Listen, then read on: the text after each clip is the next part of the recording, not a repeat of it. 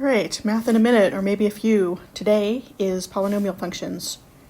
So we've looked at these this large notation for describing a polynomial without specifics before, a sub n times x sub n plus a sub n minus 1 times x to the n minus 1. And I'll just remind you, these are called subscripts. That's why you say it a sub n. And these are the exponents, or the powers, to which the variable x is raised. And you'll notice the subscript matches the exponent. Terminology-wise, a sub n is called the leading coefficient.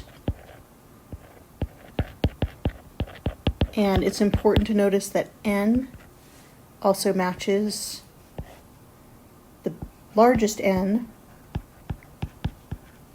or the degree of the polynomial. So it's very useful with polynomials to be able to identify the degree and the leading coefficient. And so our first table we're going to complete here just takes you through functions starting with a constant, linear, quadratic, cubic, or raised to the third power, quartic, or raised to the fourth power, and then quintic, or raised to the fifth power. So our first function in the first row is just a 4. Well, technically, that's 4 times x raised to the 0, because x raised to the 0 is always 1, and that's why it's just 4. So a constant actually has degree 0, and in this particular example, the leading coefficient is 4. So our second row is minus 5x plus 1, which is linear. So we don't write it, but when you don't have an exponent, you have an x, the magic hidden 1. So that's x raised to the first power. So the degree is 1, and the leading coefficient is always the coefficient that multiplies the x with the highest power. So that's minus 5. Now we have a quadratic, and so we really have here is x raised to the second, x raised to the first, x raised to the 0. You see a pattern here. Our highest exponent is 2, so the degree is 2, and the leading coefficient is 12. Next up we have, it's called a cubic, but we really just say raised to the power of 3. So the largest, highest power, highest exponent is 3, so the degree is 3, and the constant or coefficient that multiplies x raised to the 3 is minus 1. Next one, we have an x to the fourth, an x to the second, and a constant. So the x to the fourth, 4 is the highest power, so that's the degree. And the number that multiplies that is the leading coefficient, which is minus 3. And then finally, this one we have an x to the fourth, an x to the fifth, an x to the fourth, an x to the third, an x to the second, and a constant. So our highest is x to the fifth, highest power is 5, degree is 5. And the leading coefficient, 9, is what multiplies that. And we'll go on to the next page. All right, so constant is when you have f of x is just equal to some constant c. And so that's a horizontal line. So the parent function, or the base function that you can then shift and scale, what we always call a parent function, is the simplest one possible. Linear would be f of x equals x. Of course, the expanded or more general would be f of x equals mx plus b. That's what we're used to saying. But the simplest form of it, or the parent function, is just x, which looks like that.